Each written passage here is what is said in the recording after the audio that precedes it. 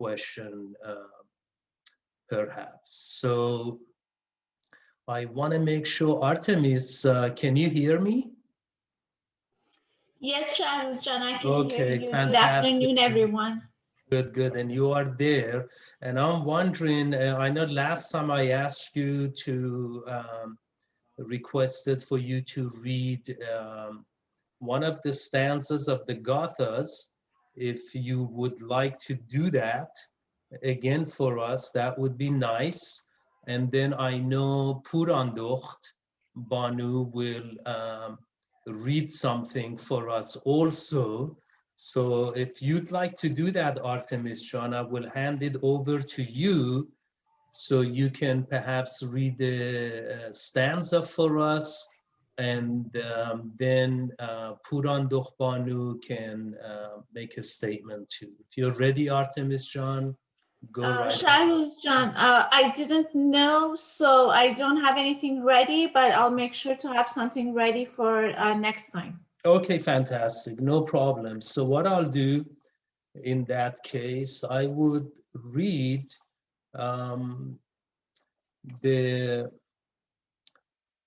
again, it depends which order we put song 1 and 2, which we discussed last time, and we'll again give a brief summary. But here's the first stanza that says, "O Mazda, I pray to you with raised hands, and to your Holy Spirit, I hope through truth and righteousness I would enjoy the light of wisdom and clear conscience, thus bringing comfort to the soul, Mother Earth or mankind, or the soul of creation, which was Gaush or Van, if you recall."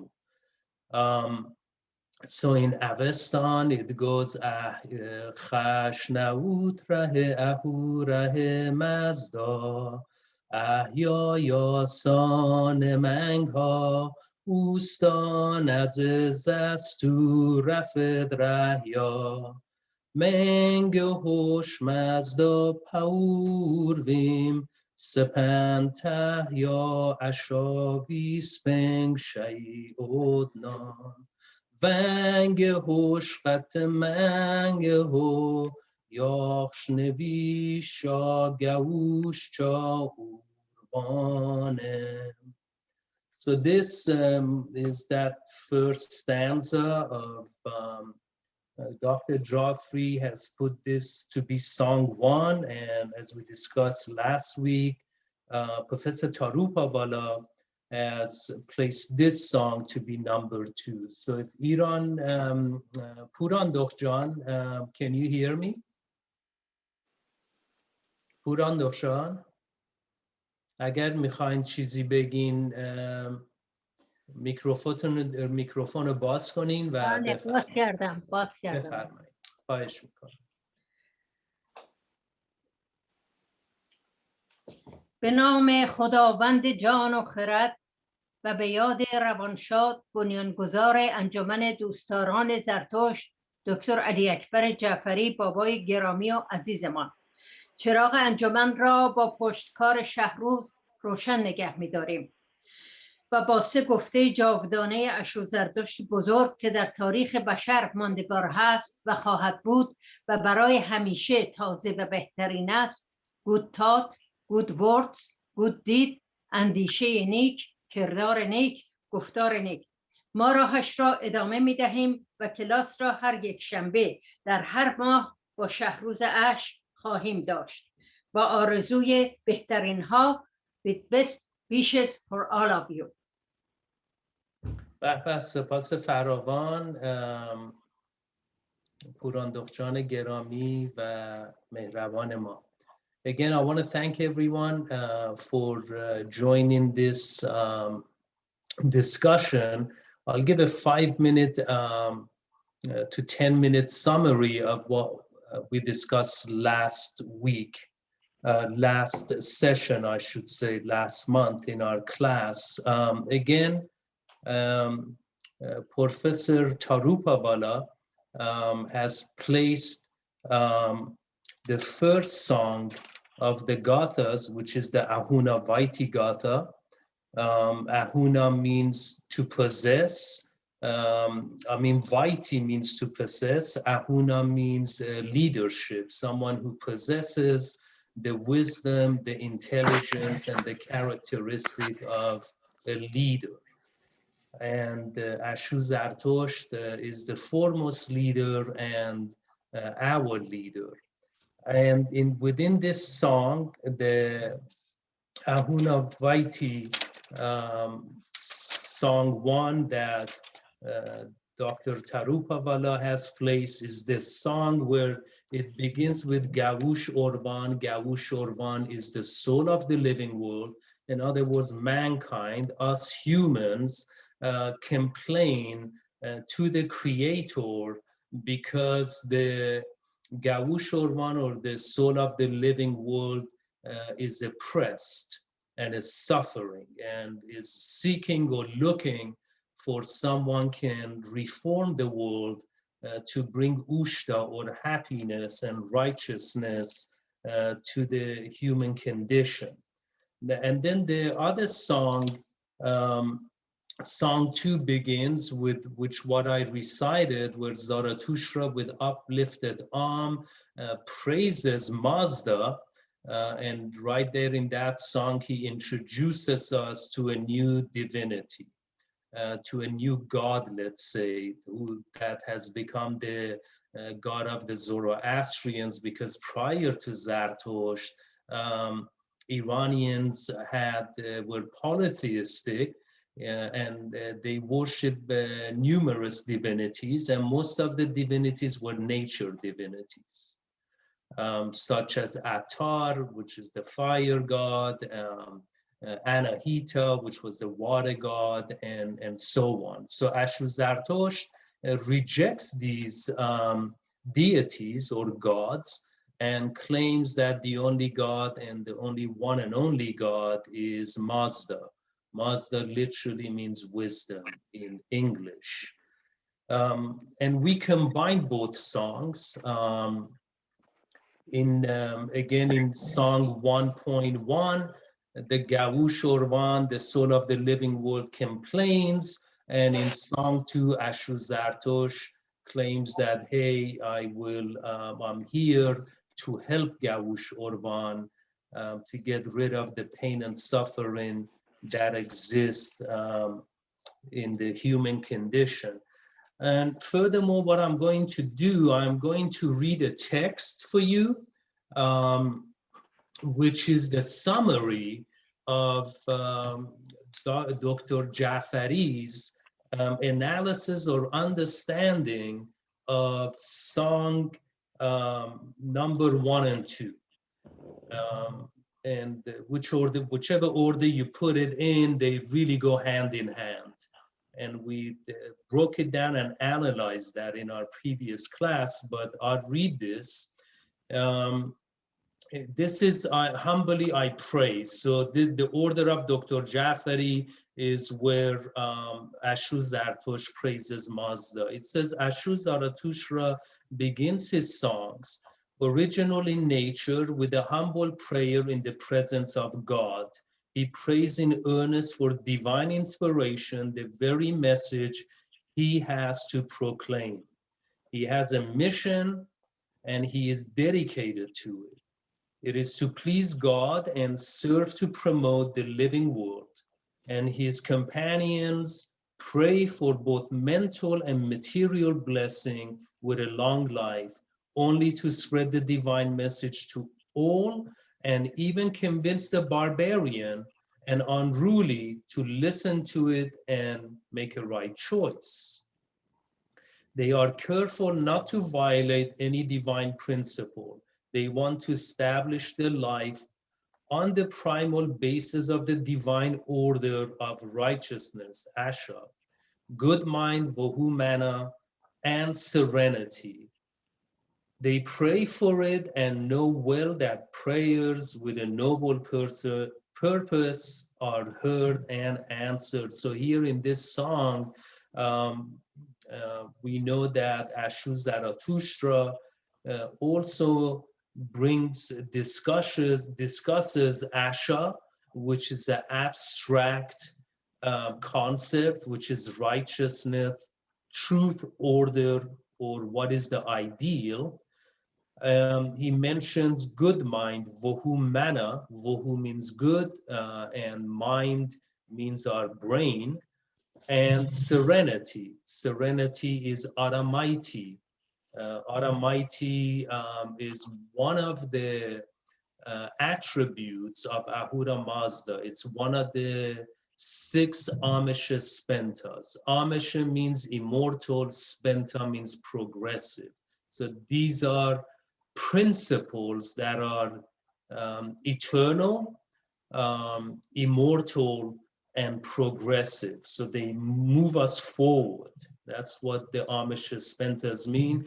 And here in this song, Ashu Zartosht mentions Asha, Vohu, Mana, and Almighty.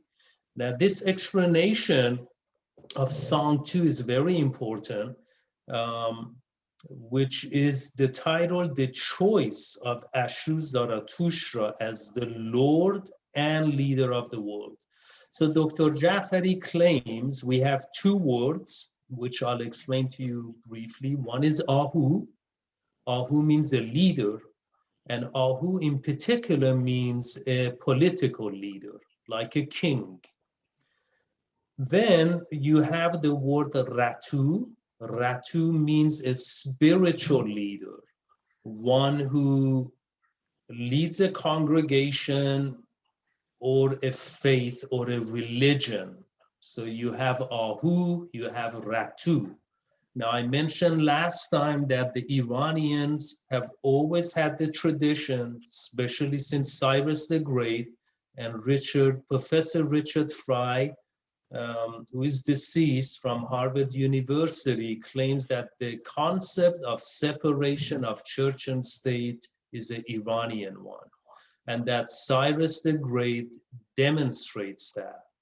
And when we come all the way to the Sasanian period, we see within the Sasanian coins, and we have many texts, that religion and the state were separate.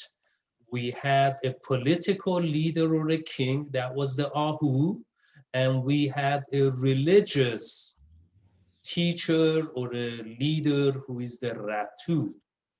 So in Yata Ahu, where it goes Yata Ahu Verio Ata Ratush. So we see right there within Yata Ahu the word Ahu and Ratu. And later on, and this is where Dr. Jafari mentions that Zarathustra was chosen. So the idea of choice and free will is introduced by Ashu Zartosht, and he is known to be the father of free will in all the schools of philosophy. And the choice, us humans, Gavush Orvan, the society, chose Ashu Zartosht because of his wisdom and righteousness to be both Ahu and both Ratu. So in English, Dr. Jafari has translated the word Ahu, or the leader, into Lord, and later on he changed that into guide, but he left the Ratu as the leader. So later on his translation from Lord and leader became guide and leader. Now I will read his introduction. The second song of the Gathas is an interesting play. It provides the reason why Ashu Zarathustra was chosen by the living world, that means us, as the Lord and the leader exclusively on the basis of his righteousness and competence. The play is not only the oldest Indo-European play on record, approximately 3,800 years old, but one can even go further to state that it is the oldest dramatic poem in the world, which survives in the very words of the author, the hero of the play Zarathustra Spitama. That is his commentary. Might is right in the living world. The strong are oppressing the weak and depriving them of the legitimate rights. It is a world of the survival of the fittest, rather the strongest. This law is perhaps good for the jungle, but man has outgrown being a mere animal. He is a creator now. He has discovered how to make fire. He has discovered metals and learned how to mold them into instruments. He has invented, I apologize, many articles. These discoveries has made him very powerful. He can make wonderful things, and equally, he can destroy these wonderful things. His destructive aspects poses a great threat not only to his own existence, but all of life on this good earth. Therefore, the law of survival of the strongest cannot hold true any longer. With wonder weapons in hand, now weaklings can wipe out the fittest, the strongest, and the finest. However, man, the creator, has a very clear and strong thinking faculty. He can be guided by his good mind to be always constructive. His good mind must, therefore, be trained and strengthened to be his only guide. He must do things right. He must be taught that might is not right, but the right is might. The living world will survive only if man is guided by his good mind. Wohumana. There must be a radical change, a turning point. Wisdom should take over and lead the forces of power. Only the wise and benevolent should be lords and leaders of the world. This requires two things: power to repel aggression and control oppression, and wisdom to eliminate them and promote permanent peace and prosperity. The living world, therefore, is in dire need of a person who can comply with these two requirements. That person in the play is Shahrooz Zarathustra. He's the person who seeks to bring in the new change and introduce a complete departure from the past policies, senseless force and aggression. Is naturally chosen by the free living, rather the thinking world, both as Lord and the leader. It is after understanding the play that one realizes the true significance of Ahuna Veryo or Yata Ahu. These are the same song or stanza. The opening yet the outstanding stanza of the first Gatha, Ahuna Vaiti, meaning the song which contains Ahuna Veryo, the stanza of the choice of the Lord. Let us now turn to it. Both the Lord and the leader are to be chosen because of their righteousness. Righteousness means they need to be competent. They need to have the knowledge of the art or the science that they are engaging in. Both the Lord and the leader are to be chosen because of their righteousness. These two appointments are made with good mind. So the acts of life are done for the wise one, and the dominion of God is well established, in which the chosen person becomes the rehabilitator of the rightful who are oppressed.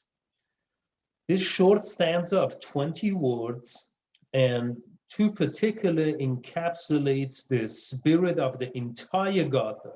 It emphasizes that both the Lord and the leader require to transform the world into a divine dominion should be chosen only on the criterion of the righteousness and precision. The choice is made by good thinking and correct judgment, an act that helps one to dedicate his or her very life to God and thus work towards establishing the chosen dominion in which there would remain no oppression and thus none oppressed. It is a unique formula for a divinely inspired, sound democracy which promises mental and material peace and prosperity for all.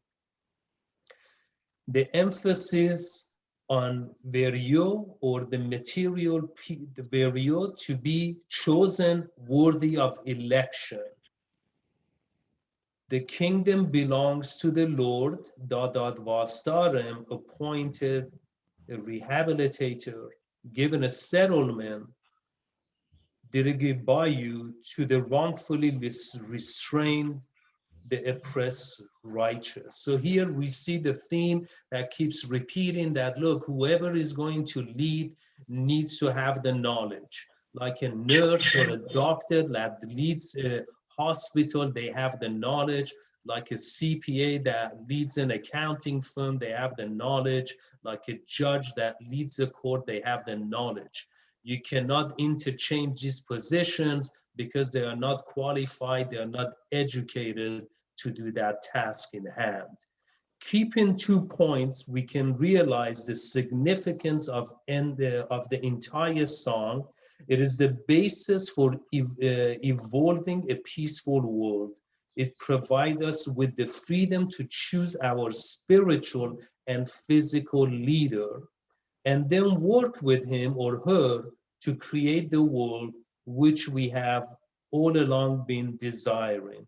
This is the reason the Avesta lays the highest emphasis on Ahuna Verio formula. According to it, it concerns the principles which lead to the salvation, the best life, the best righteousness, the best enlightenment. Should the material world understand it, memorize it, it would lead to immortality. Therefore, this is the summary of Dr. Jafari of both songs encapsulated together, which, remember, the first song, 7 songs of the Gatha is about leadership. It's about political leadership. Within these first 7 songs, Shahrooz Zartosht rejects all previous gods, all previous divinities, and he calls them as false gods that have deceived mankind. He also rejects all religious leaders of his time, known as Karpans, that the Karpans, or the religious leaders that support these gods and sell these gods, they are deceivers, and that they are harming the human condition. So he rejects the Daivas. He calls those gods Daivas. In modern Persian میگن دیو، میگن اون خداهای بیش از before زرتشت are false gods، خداهای درست نیستن، و کارپانها یا انسانهای کسای روحانی که این خداها رو با اجبار به مردم زیر فشار میدن و میخوان بفروشن، اونها فریب دهندن. So the Karpans are deceivers. They are deceiving mankind from the truth.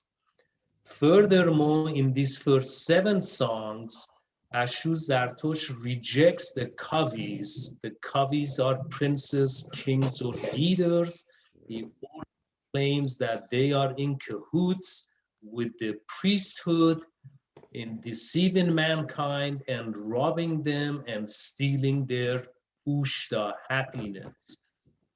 Therefore, they are not fit to rule, they are not fit to lead, and the Gaush Orvan, or us humans, we accepted Shahrooz Zartosht as our leader.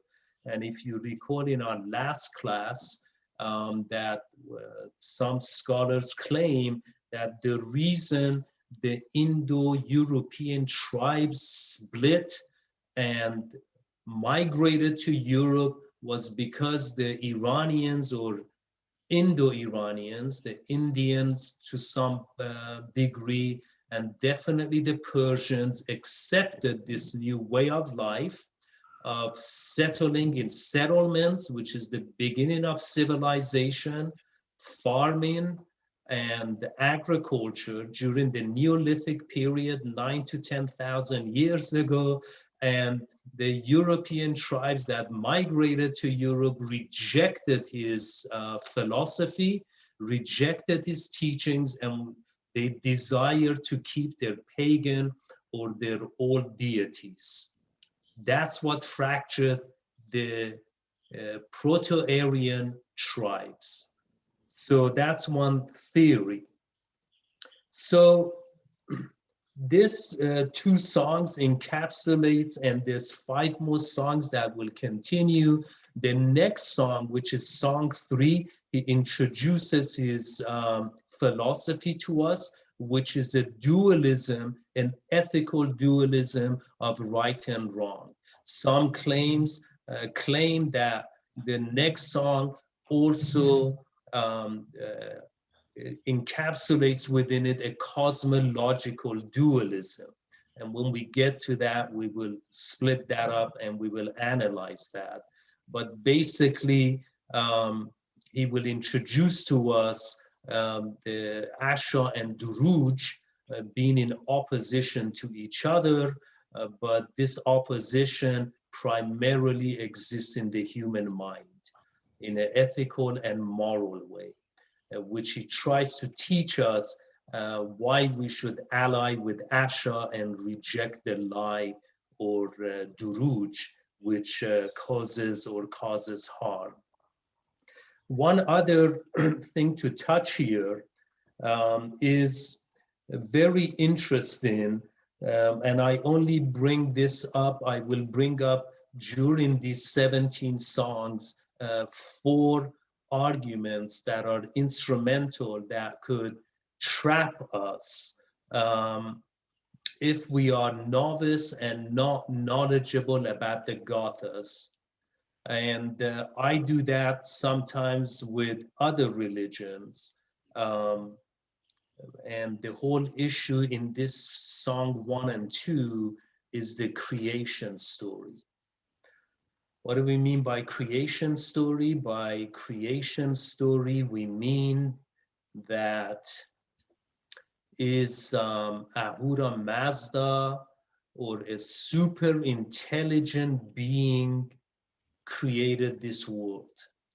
And that is known as the argument that if you go to school and you go study philosophy, it's called the argument from design. So some Zoroastrians, including Dr. Jafari, who was one of my mentors and teachers, furthermore, Professor Keikhosro Irani, who was one of my mentors and teachers, both of them believe that Ahura Mazda is a being or an entity that created existence, the entire universe. Now we have to analyze that. If we take that route, what are the consequences? So if someone came to challenge Shahrooz and says, hey, you know, did your God create the universe? Now some Christians believe that, and they used to teach creationism in schools in America.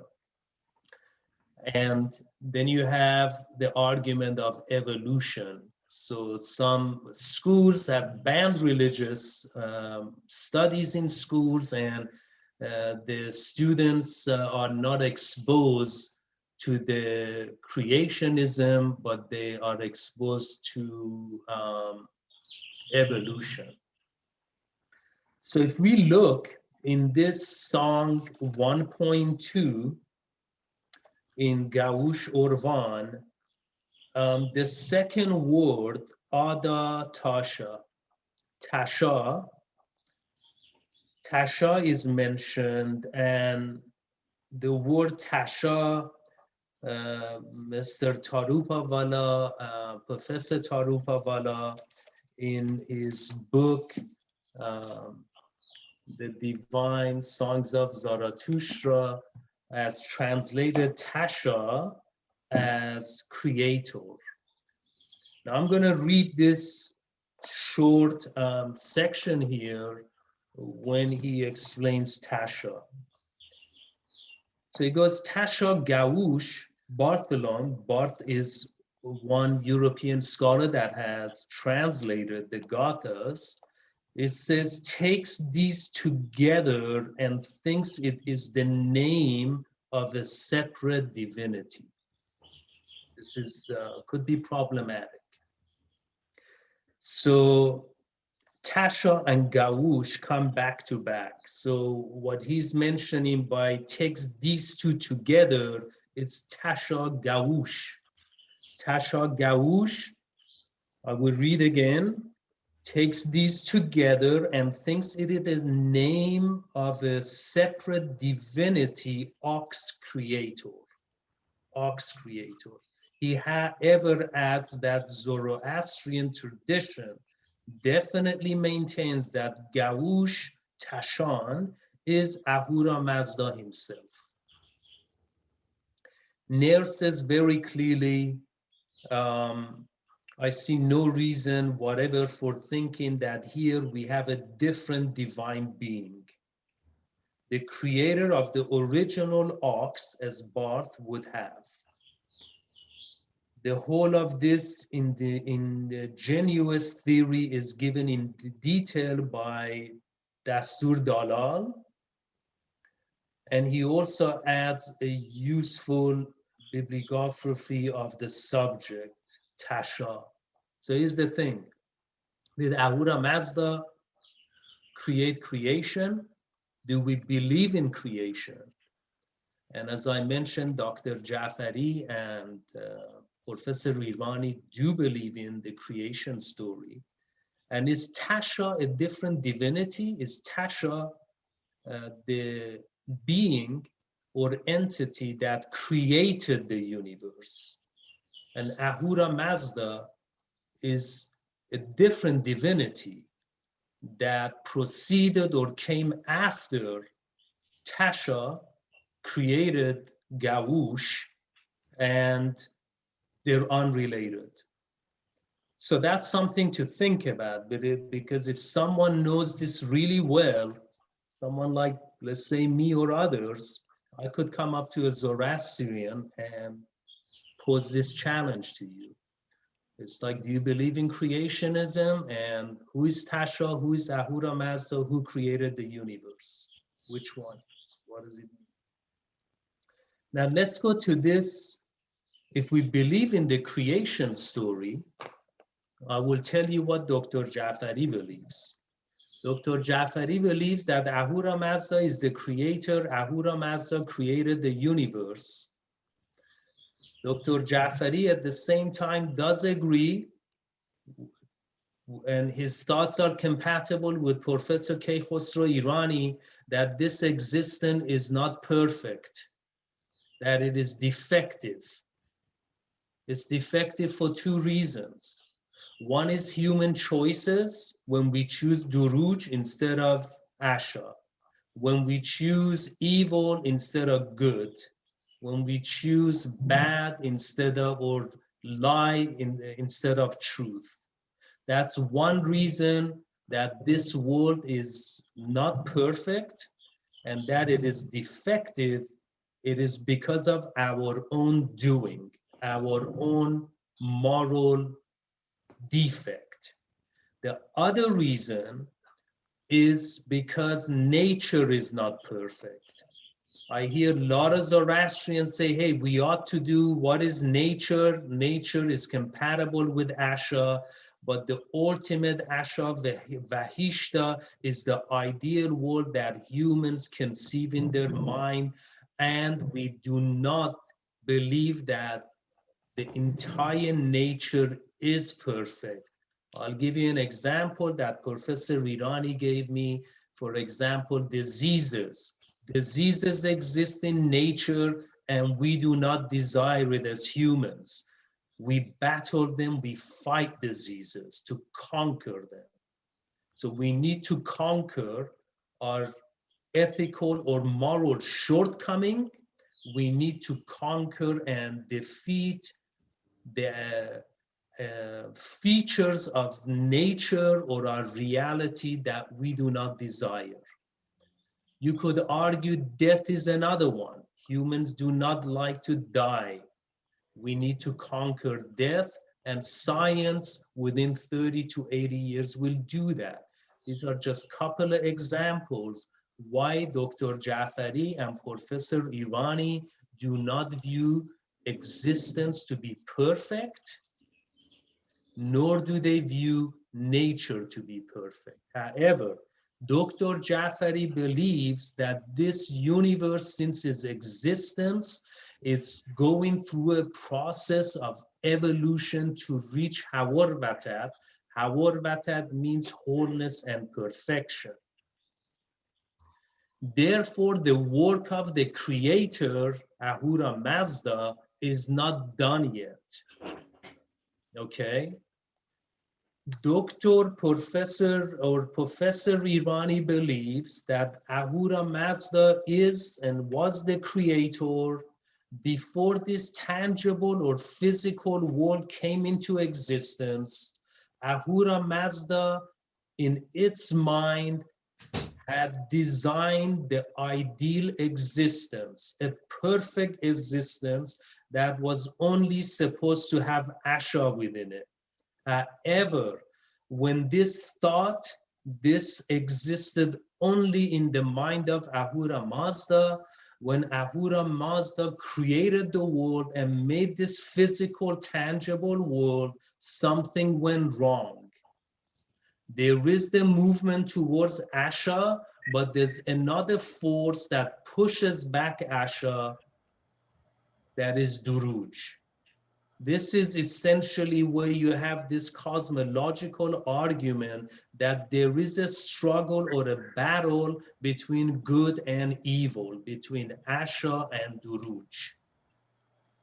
Professor Irani leaves it at that, and he does not make the claim that Dr. Jafari makes, that eventually the existence will evolve and it will reach perfection.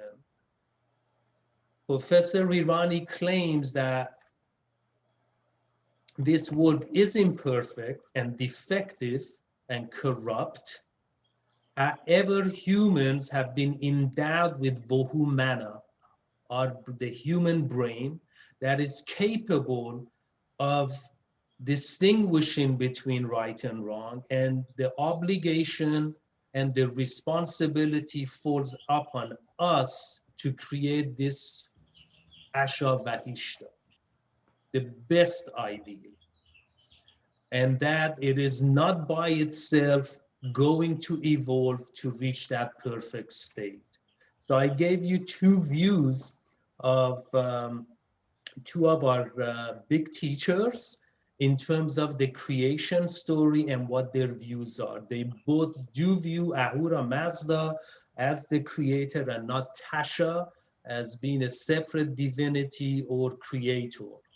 Now, the other possibility is there is Tasha that created the tangible world, and Shahrooz Zertshت comes along and gives us a divinity or a god by the name of Ahura Mazda, which is a man's creation. It's our own god we have accepted, and it's a god that will lead us into the future to perfect the defects of the world within humanity in terms of ethics and within nature. Okay? So now if we take this position, how could a Christian or an atheist, through this argument from design, challenge us? And how would a Zoroastrian respond to this? And I will read you this. If you go to schools of philosophy and study religion or philosophy, you have to learn this argument. I have not made up this argument. This will get presented to you in your classroom by your professor, and you're going to be required to learn this and write this argument in your classroom as part of one of your exams. So this is how it goes. And the Christians have this same challenge. This is primarily written in comparative religion to challenge the view of the Christians. That also can affect us. It's a 5-step argument that tries to argue there is a super intellect, which Dr. Jafari translated Ahura Mazda into a super intellect being. Line 1 says human artifacts are products of intelligent design. So any artifact you see that man makes, such as my laptop, is an intelligent design. The universe is relevantly similar to human artifacts. Trying to draw a comparison. This form of argument is called an analogy. Using the line above, we are comparing human artifacts to the universe. Just like human art, they want to make the same comparison with the universe. It is an analogy approach. Again, the universe, line 3, is a product of intelligent design.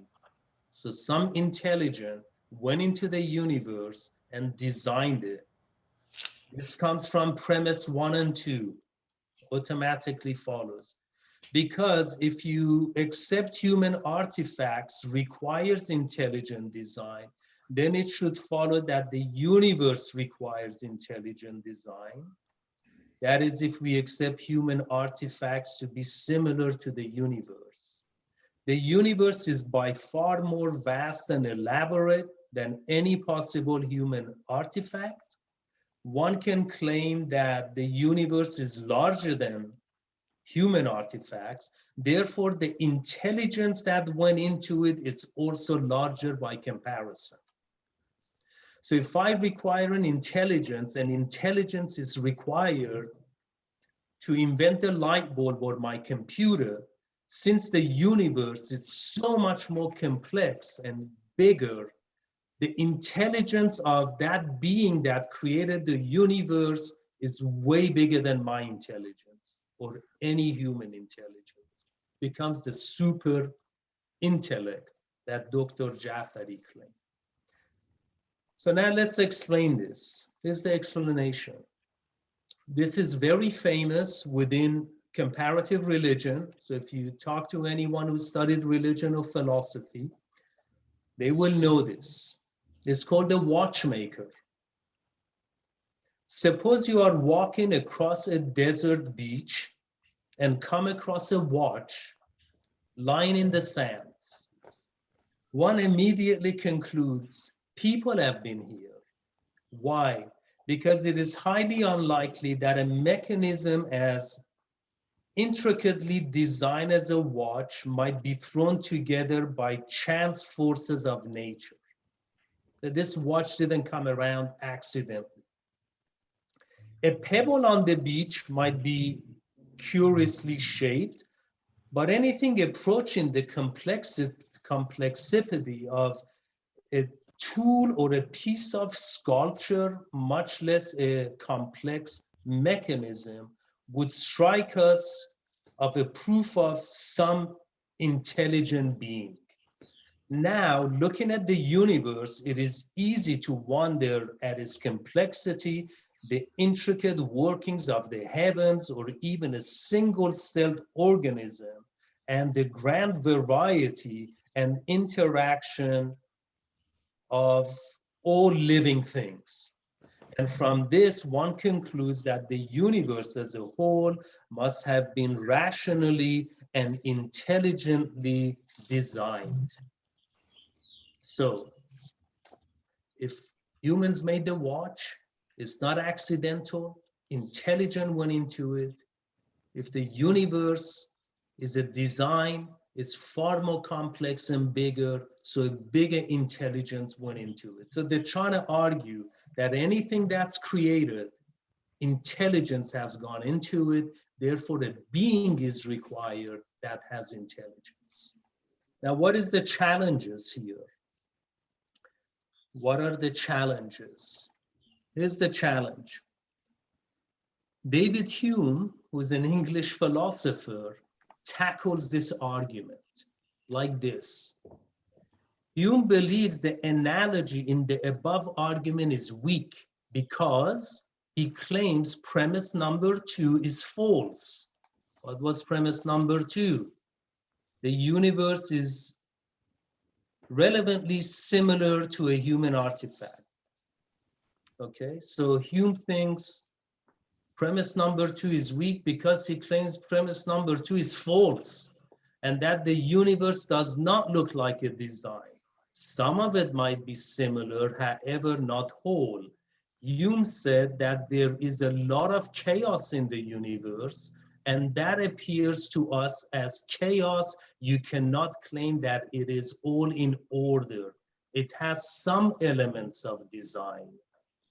So he tries to stick a hole in this intelligent design argument. By the way, there are 2 other arguments, religious arguments, that are not, that are different. And one is called the ontological argument, one is called the cosmological argument. And those 2 arguments are different in support of a God. Out of the 3, we're covering this one. Now here's part C. Hume said, if you want to make God into a watchmaker, here's something you cannot prove. Number 1, the designer is perfect. He claims if the designer is not perfect, which is what Professor K. Khosrow Irani said. He said the design is not perfect.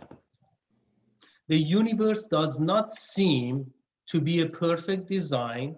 He suggests that perhaps God might think it is perfect, but we will not infer to it as perfect the way it seems and appears to us. Like I mentioned, when we look at it, we don't see Asha Vahishta.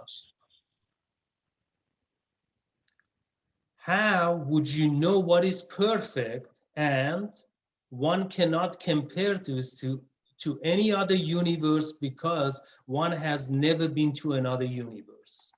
Number 2, the designer is infinite. You cannot conclude by looking at this design and say that he could have created another universe better than this. So he must be finite God with limitation and not infinite. Therefore, God cannot be infinite. Number 3, the designer is unitary. Man builds a house or a ship by committee, a large group of people. It is not one person, but a group designers. What he means here, when we design something big like an aeroplane or a ship, it requires 1,000 people. One person doesn't do it. This universe is so big, there had to be multiple beings or deities that created this universe. And you are saying that one person made this universe. You would have to think it is more than one super intellect being. Number 4, the designer or designers are still in existence. That's the other thing. Is Ahura Mazda dead? Dr. Jafari claims no, Ahura Mazda is still in existence and is still working to take this universe towards perfection. Professor K. Khosrow Irani claims Ahura Mazda is dead, the creator, and no longer plays a role in this existence. And there's a word for this called deist. The deists are people that believe in a creator, but they claim that the creator has left its creation and existence. Number 4, the designers, as I mentioned, still in existence. Human designers die and they don't last. Therefore, this designer will also die.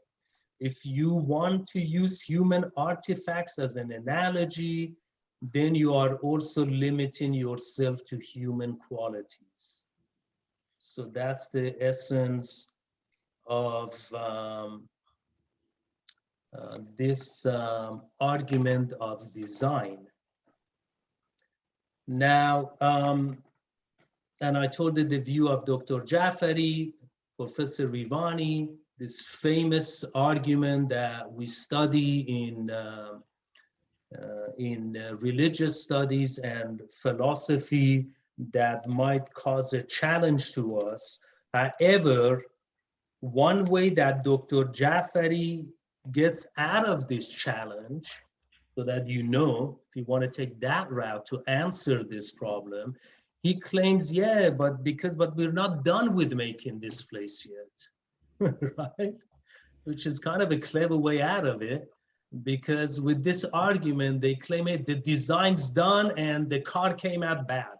Shahrooz, he designed the car and it's not running. Because, yeah, but I'm not done yet, guys. And you got to give me a chance to finish my car. Professor Keykhosro Irani says, yeah, the designer messed up. There was a defect in the design and the intent went wrong. However, there is something humans can do about it, okay? He uses Vohumana, that we can pick up the pieces here and we'll take it over and we'll go ahead and lead it to Hawar Batat. این پرژن میشه رسایی. ما میتونیم این دنیای خراب شده رو برداریم و با خردمون، با وهومنمون برسونیم این جهان به رسایی و هر اشکالی که داره اشکالاشو میتونیم از بین ببریم، چون خرد انسان میتونه هر کاری رو انجام بده اگر دانششو داشته باشه و دانشمون به اونجا نرسیده. So humans can potentially fix the defects of this creation because of our intelligence and because of wisdom. This is why wisdom is praiseworthy of worship, because nothing is impossible for wisdom. So as Zoroastrians believe, nothing is impossible and all things are possible. So that's another way of answering this. There is a third way of answering this, and that's by stating that existence has always been here, which means Dr. Jafari and Professor Keykhosro Irani, we're going to reject their idea that there was a creator. There's never been a creator. Existence has always been here. A word for existence is Ahu or Ahura. When we say Ahura Mazda, these are two words. Ahura means existence or a being. Now we read Dr. Jafari right here. He's gonna give us the definition of Ahura. So let's see what Ahura means. Ahura, this is the same word as Ahu, okay, which was a leader, remember, a political leader, Ahu. Given above with suffix ra, when we add ra to Ahu, mishe Ahura, added, this is a suffix of action which intensifies and strengthens the word. It means being. So Ahura means being. I'm a being. You say human being, right? An ant is a being. So I'm an Ahura. So are you guys. It means being, existence, also existence. So the universe is also Ahura. Present and essence, right? So when the Muslims say Hazrat, Hazrat means huzur dashtan, to be present.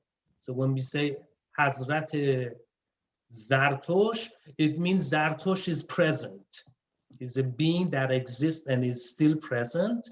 When applied to God, it means the supreme being, the supreme essence. It forms a separable part of a dual name given to God, Ahura Mazda, by Zarathustra. In harmony with other translators and Western tradition, I have rendered it variously as God and Lord. So the other thing we could do here is to say, hey, Why do we need to say this place was designed and created? Why not say Ahura, or existence has always been here?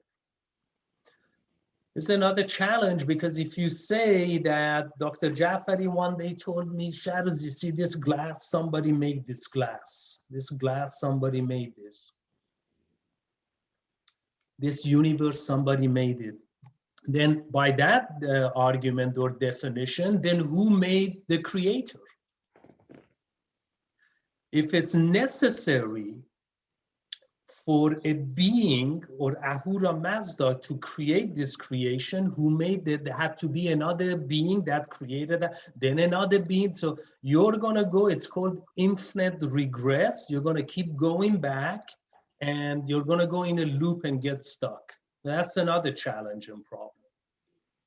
But if we say existence has always been here, then I'm not concerned with who was the creator and who created the creator, who created that creator the creator A, then who created creator B, who created creator C, and you're just going to keep going on and on.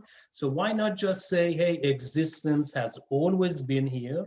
Through evolution and cells, we were created, man, humans, with this intelligence and with this mind. And in fact, Ashu Zartosht is saying something else. He's saying, look, Ahura has always been here, and that we are a being, and we're going to choose our own God, and we're going to choose wisdom. After reflecting, thinking, and meditating, he feels, look, wisdom is what that can give us a good life in this existence, a happy life, a healthy life. And then we, with this wisdom and our intelligence, we will reach or take this universe into perfection, as opposed to a being being here outside of us, like Dr. Jafari says, that is working, and we are helping that being, by the way. Dr. Jafari says the world is evolving towards perfection, and we are friends of Ahura Mazda, okay? We are friends of God. We are to work together as one union to take this world towards perfection. But if this being is such a super intellect, why would that super intellect need my help to take this place to perfection? So these are some of the challenges, some of the things to be aware of if you're ever questioned, or to satisfy yourself in your own mind, now that you're aware of this, because oftentimes many of us are not introduced to these challenges and ideas. And I myself did not know this till I became aggressively eager to find answers, and I decided to go study philosophy. And this was thrown towards me. There's another challenge, we'll get to that. That's free will and determinism. Do humans really have free will? Like Zartushti's belief, or is free will is a delusion? And is there really such a thing as right and wrong when we get to the ethics songs? Or is right and wrong just relative and subjective, and there is no such thing as right and wrong, that it's all man-made? And that's one interpretation of Nietzsche that tries to challenge this idea of absolute morality. And these are complex, like this argument, but when we get to the right song, I will bring that in, so you're more savvy and you're more knowledgeable, in case, you know, somebody asks us, hey, how about this issue and that issue? Now, I've been talking for an hour. Thank you for listening. It's 3 o'clock. Now we can have about half an hour, if need be, a little bit more of discussion, questions, inputs. I'll hand over the control to Artemis Banu. Thank you very much. Thank you, Shahrooz John, for a very thought-provoking session. I think Sohaila has her hand up. Sohaila, please go ahead. Thank you very much for the beautiful speech. I appreciate that. I have a couple of the words that you mentioned that I don't know the meaning of them. If you do so, will be appreciated. One is you mentioned Ashu, Zartosht, Sipana. Sipana. I mentioned Ashru Zartosh. Ashru means righteous. I don't know what the other word is. He means Ashu Zartosht, the last name, Sohela. Oh, Spitama. Yes, that's right. Spentamon, not Sipana. No? Okay, Espantamon is a later version of the word. I think it might be Old Persian or Espantman migim or Pahlavi. I'm not a linguist, I'm not a language expert, but I do know a lot of the keywords in Zoroastrianism. Spitama میگه سپیدمان. باجه اول, the first part میشه سپید, سفید. Man yani azma, yani sefidaman. Literally, it means our white one. Sepid means white. Man, sepidaman means humans or man or mind. Sepidaman. Yeah, mind. Are andishamun. Can we say clear mind? Open mind? Yeah, well, you see the word man, M-A-N. Okay, we have a word mantra, Yes. Which means thought. The word mantra in English means thought. So when you say man, the root of the word man means thought, means andishe. And mantra, so I'm a man because I have the ability to have andishe. And also mana, when we say bohu mana or menu, again, you see that word man, mentality. So it's related to the mind. Man, thought, mind. Yeah, so if you type into your cell phone the word mantra, and in English, in the dictionary, they've translated from Sanskrit, right? It's a Sanskrit word, and it will tell you that mantra means to think. Man means think. When in the Avestan language, it means think. So that's what Sepidaman means, Sohela John. I hope I answered that question for you. So I'll show you here. Here's my cell phone. Yeah. Right, so it shows here, it says Sanskrit man, M-A-N, means think. Think. Yeah, think. Yeah. In English, it means mind. Yeah. Yes. Right here. Yep. Yeah. Thank you kindly. Yeah, you're welcome. There is the book that you showed from Dr. Jaffrey. Can I see the cover of my that? question is that too. Is this the one? Shahrooz John. Yes. Yes, Manager one? John. Manager Banu, the one you have is same as this. This is only in English. It's only in English. But no, this one is in Farsi. It's in 3 languages. This yeah. one is in Persian. So this is strictly Persian. This is English. The one Manager Banu has, it's every stanza has English, Persian, and Avestan. But it's the same book, same translation. We couldn't find the song, Shahrooz John, which we couldn't find it. Which, what is it you're looking for? I mean, like some in the first page, when it says song 2 on page 27, it was not the one that you were reading. I told you, I explained why. It's because some people put, you see song 2 in there in your Gatha, Manager John. Dr. Tarupavala has put that song as number 1. You were not here during the last. Some put 2 as 1, some put 1 as 2, and it's not a big deal. as we broke it down, they kind of go together, okay? And so, but you always read from this book, am I correct? well, actually, last month I went with this book. I put Song 2 in Dr. Jafari's as number 1. I went with this order.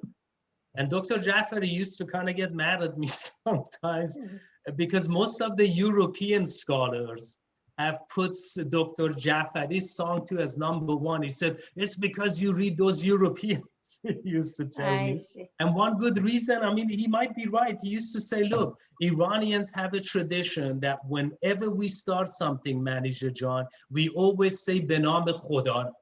Bale. That's why this song where he goes, با دستای برافراشته که میگه به نام that has to go number 1. Even today, right, when you see these Iranian movies, right, the minute the movie starts, the first thing you see, it says به نام خدا. But that's fine. That's fine. اینطور بود بیشتر کتابا چیزا. Yeah. So that's why, Manager John, it's Versa versa. Huh? Yes, yes, that's what. Okay. Does any of these apply to Mobed in this one? You know, I have that Gatha, actually. I have a box of it. I don't recall what he's done. I think he's gone with the order of Dr. Jafari. Okay. Yeah. Okay. Thank you, Shahrooz. You're welcome. سپاسگزارم. You're welcome. Anyone else, Artemis John? I don't see any questions in the chat box. If anyone has a question, please So open up your mic and go ahead. Feel free. I have a question, you know, that in the Gathas, that at least, you know, I have read Dasturji Kanga's translation, you know, of the Gathas. He has also translated Khorde Avastha and other books. The way I remember is that, you know, in the beginning, the people of the world, you know, they are suffering from all the tyranny of the people who are in power, right? The Karapans, the priests of the old religion and all that, you know, there's the corruption. They cry out to Ahura Mazda, you know, God, in that, okay, you know, save us from this suffering. And so he talks to Asha and Vaumana, you know, and then he says, well, I only see Zarathustra as the person who can be the savior, you know. And so he said, basically, Zarathustra is chosen. And actually, in the beginning, the people don't elect him, you know. The people are opposing, you know, the powers at least, you know. And that's why Zarathustra is crying out to God, saying, you know, help me. You know, people are not listening to me, and I don't have many friends, you know, and all that. And then eventually, you know, he goes and he gets this King Vishtaspa, you know, to kind of agree to him, you know, either through some miracle that he performs, you know, or symbolic miracle or what have you. And only when he gets the patronship of King Vishtaspa and his wife Hutosha, you know, and by the way, Hutosha, I've read somewhere, is also related to Zarathustra, you know, family-wise or something. And then it is that, you know, he gets people following him, you know, kind of thing. See, so that is the way I understood, you know, reading at least the literal translation of the Gathas. Okay. Then the other thing about, you know, the discussion about the philosophy of how the world came about and all that, you know, is that, you know, we really know very little, you know, and our concept of God, you know, a lot of times people say God created man in his image, you know, but actually we are creating God in our human image, you know. See, our concept of God, we are thinking of him like as if he is a human being and he has intelligence and this and that. So that is one problem, that, you know, we really know very little, and there are many theories, you know, about this thing. And the latest thing I've seen from Australian TV, about Australian researchers, they talk about how the world, the life started, on this Earth, planet Earth, with some molecule, doing something somehow in the deep area of the volcanoes, in the very hot areas. And then, that there is evolution, from the life form into more complex forms, and all that kind of thing. So it's very difficult to think about all those things. But as we say, Zarathustra, he was focusing on what we have. Okay, we have this world, and he sees that, okay, we have this good spirit and evil spirit, and as you said, it is in our mind, that we have this good and bad, and we have the freedom of choice to, choose good or bad or whatever, and face the consequences. But he is focusing on take this world as it is, as he understands it, and make your choices, according to righteousness, according to what makes progress. What the opposite of that is the evil mind, where if we choose evil, then we have destruction and suffering. So that's kind of my thinking about our religion, type of things. Yeah, I agree with you. In terms of the first part, you're right. We covered that last month. Right. That when Zarathustra is introduced, the Gaush Orvan, the soul of the living world, which is humans, right. broke that down, says, am I supposed to have this meek, weak guy to be my savior? Right. Exactly. Because, the world perceives a savior to be someone powerful, someone with an army, someone with the money. It's like, who is this guy who's come to save me? But his wisdom was supreme, right? So we know the ultimate power is wisdom, because Dr. Might is not right, right is right, and only wisdom can see that. Only wisdom can see. But you're absolutely correct with that. And in terms of the second, obviously we don't know, our knowledge is limited. So that's why I gave you even the Big Bang, they call it the theory, right? It's a theory, because knowledge is limited. Right. That's right. So Jafari has a theory, Professor Virani has a theory. The theory that I presented, existence has always been here. We'll get into that. In Song 3 is the existentialism view that feel existence first, free will, then essence, because there could be a conflict of free will. So we'll skip that and next time, but very well. Thank you for that addition and commentary. Shahrooz John, we have a question about the meaning of Ahu according to Dr. Jafari. Yeah, okay, so Ahu is a leader, right? So Ali is a Lord. I'll read it here. So you see in his Gatha, in the back, he's got these words, which Manager Banu has too in that other Gatha. It's way in the back under appendix. So I read Ahura. You see where this thing, I read Ahura, but above it, it's got Ahu without the R-A. I will read Ahu, okay? So could you also tell us the page number, Shahrooz? They're asking for the page number. So in this Gatha that I have, it's page 78. Okay, it shows appendix 2, Gothic terms. Okay, so I'm going to read Ahu. Excuse me, Shahrooz John. Yes. All of these English parts are the end of this book. Am I correct?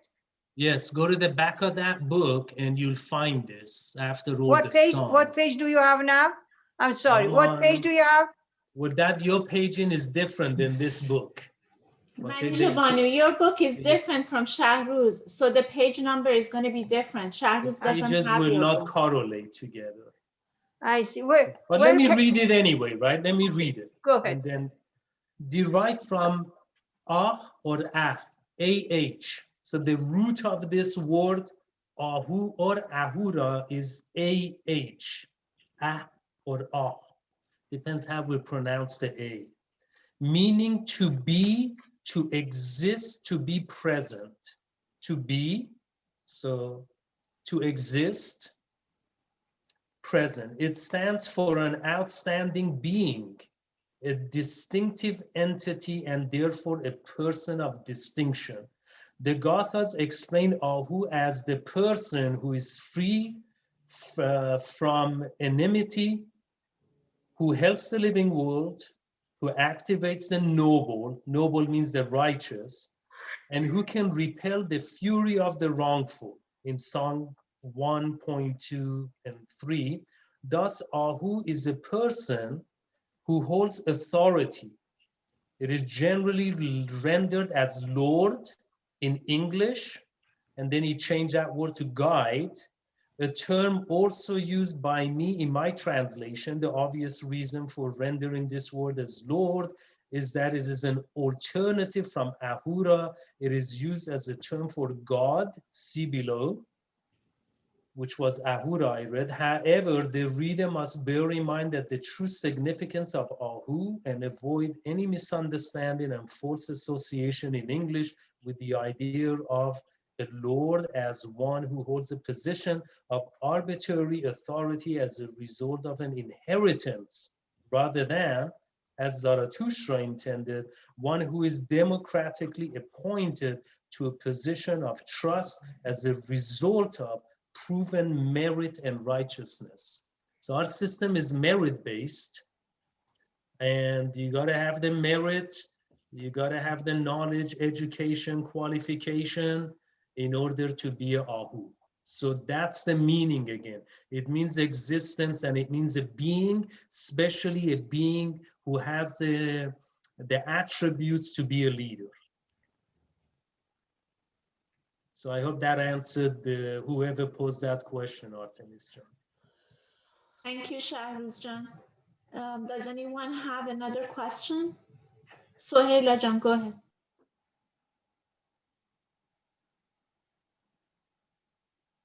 Please unmute yourself, Sohaila.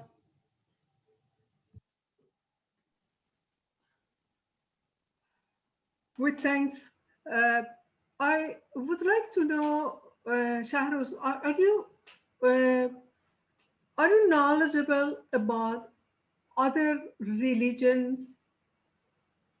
A little bit. I've done some. I've studied some comparative religions, and Okay. I've studied some. It depends. If you have a question, go ahead. I might be able to answer it. If not, I'll promise to get the answer and get back to you. No, I don't have any question. Oh, but okay. Because you are referring to these books, and you are saying your own thoughts also. So I thought that maybe you have you explore other religions as well. Yeah, I have. I used to teach Bible study at a church. Oh, okay. About a couple of years, and worked with a preacher. I used to help him out. This is like around 27, 28 years ago, long time ago. And my wife her sister is married to a preacher. So oftentimes we have discussions and conversation about reality, about God, about religion, etc. You know, I enjoy. And in philosophy, you have to take a couple of courses called the philosophy of religion, etc. So I was like this arguments. That's where I learned that. Thank you kindly. God You're bless. welcome. Shahrooz John, Akbar has a question. Go ahead, Akbar.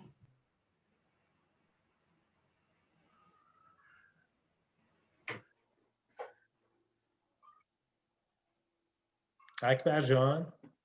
Hello. پرسه بگو بفرما.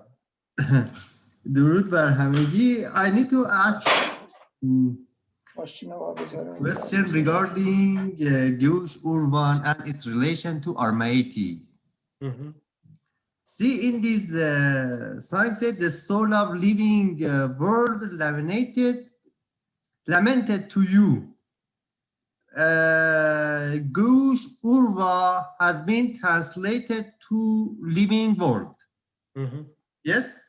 Yes. So, but we know that it is Sepanta Armaiti that represent Earth. Yes. So what is the relationship between Gyush Urva and Stepanta Armaiti? Have you ever seen or heard any connection between Gyush Urva and Stepanta Armaiti? Well, look, I can answer this way, and Mr. Bujwala or even Fariborz Rahnamun can add in. Look, Aramaiti means Aramish. It means peace and tranquility. That's it. Spenta means to progress. So you want to progress towards peace. Now, the Gaush Orvan was facing brutality by the barbarians because settlements were being created, little cities, and you still had the warrior caste, you still had tribes that would plunder settlements. It happens today. So whoever's got a big army will attack a city and will plunder. So the Gaush Orvan, which is people, which is us, we say, when are we going to progress towards peace? Sepenta Armaiti. So they asked Zartosht, hey, can you help us to bring peace about? And to make the world progress to where we're not killing each other anymore and we're not raiding settlements anymore. That was the beginning of the whole argument, right? That this Gaush Orvan, let's say us, whatever number of us are on this Zoom, we go here to the Mojave Desert, we buy 10 acres of land and we start building a city, a Shahrak. And then every year, every 2 years, we see people on horseback, right? They come and attack our city. They kill our women.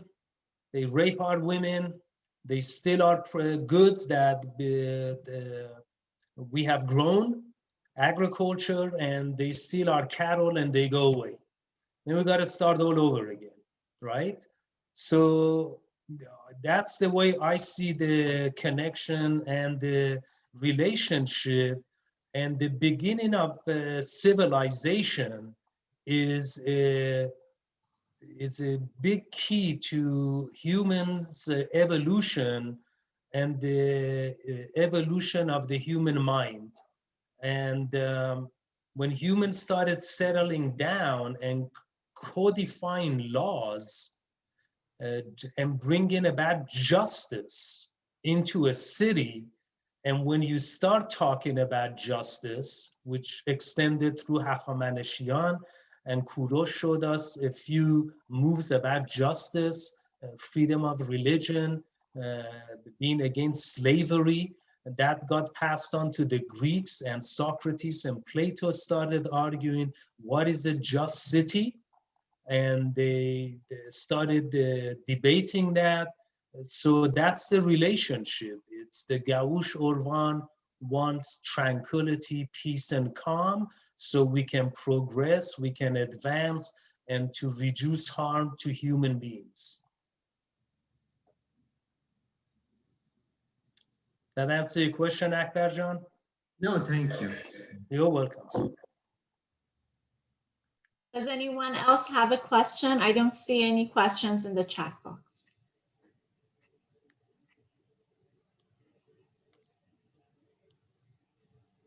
All right, they're good students. So You're a good teacher, Shahrooz. Then they don't no questions. We've been here like I'm hoping that these classes looks like they're gonna give us the first Sunday of each month, which is great. That's what I asked, and they weren't sure whether that's easy to remember.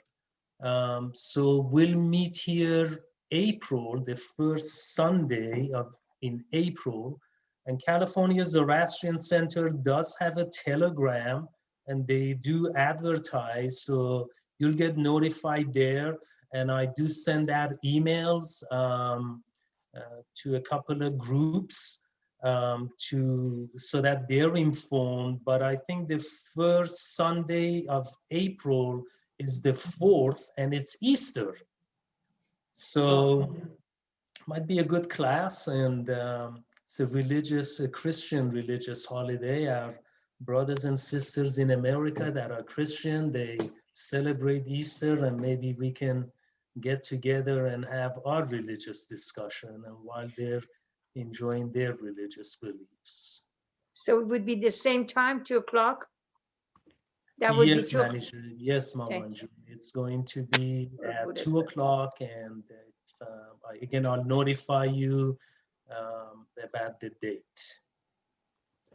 Sepas Artemis John. Sepas Manager Banu. Thank you for joining us. Thank you, Shahrooz John. Happy Nowruz to everyone. Oh, yeah, happy And Nowruz. by the way, if you don't spell Nowruz as N-O, because most Americans are saying Y-N-O means Naruz, there is no ruse. So no, because we pronounce it like a W sound, no, or that, so N-O-W, R-O-U-Z, or R-O-O-Z, doesn't matter. But as long as we spell it N-O-W, that's the best. Actually, I checked with Mr. Khalili, he's agree with that. Thank you, Manager Banu. Mr. Yarshad, right there, I know what to do. But I think this Nowruz is very important to Iranian people, and I think to so many people and so many countries. I hope you have a wonderful Nowruz and Happy New Year to all of you. Same here. Happy New Year to all of you. Thank you, Puran Dokhjan. So are we done, Artemis Banu? I think we are done. Thank you so much, everyone. Thanks for joining. God bless. May Mazda bless you. Have a fantastic Nowruz. I wish you all much happiness, tandurusti, shadi, and happiness. Thank you. Happy Nowruz. Thank you. Thank you so much. God bless. Thank you. Thank you. Bye, everyone. Thank you. Thank you. Bye-bye. Thank you. You spent the time. Thank you so much. You're welcome. Anytime. Makes me happy. God bless.